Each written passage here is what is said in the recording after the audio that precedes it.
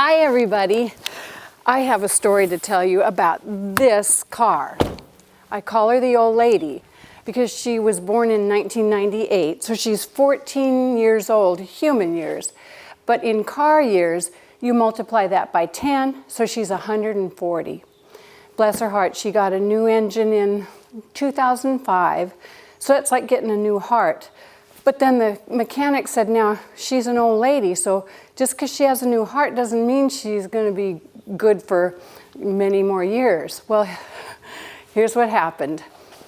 We went to go on vacation, and we decided to take her, and we worried because she has problems, and we have her at the doctor quite often, but I love no car payment. And since April is our prosperity month at Make It Fun and It Will Get Done, I really want to talk about keeping your old car.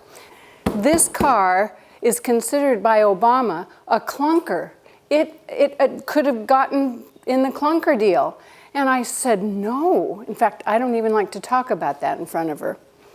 So what happened, we went to go on a vacation up over the Continental Divide, that's going to Yellowstone and up that way. And we took her to the doctor just to check her out. Everything, he said, was fine. I came up my hill, and we live at about 800 feet after the mechanic deal. And I drive, as I'm coming up the hill, her temperature starts to go up. Now, we're to leave the next day on the vacation. Her temperature went way past red. And I got into the garage, and she peed all over the floor, just everywhere. So I came in the house and said, Terry, the old lady just peed in the garage. So he took it back down to the mechanic here in Woodland. They checked her all over, couldn't find anything. In fact, Terry said, you know, would you take her to Yellowstone? And he said, I can't answer that. There's a liability deal there. So we decided we'd just put like 2 gallons of water in the trunk. We already keep oil in the trunk. And we would just head out. And we thought if she dies on the way, we'll just leave her and then get a new car. So we head out. We go to Timberline Lodge, which the lodge is at like 7,000 feet. And we get there to have lunch. And as we pull into a parking spot, she pees all over the parking lot. Now we're in front of ski boarders and all these people that are, you know, they're in their fancy cars. And that's embarrassing. It's one thing to pee in your garage, but then when you're out in public. And so Terry said, well, we've got the water in the car. We'll go eat lunch in the lodge. And when she cools down, we'll add the water. She took the whole 2 gallons of water. Well, that night, we got to Terry's aunt's house, or Terry's cousin's house.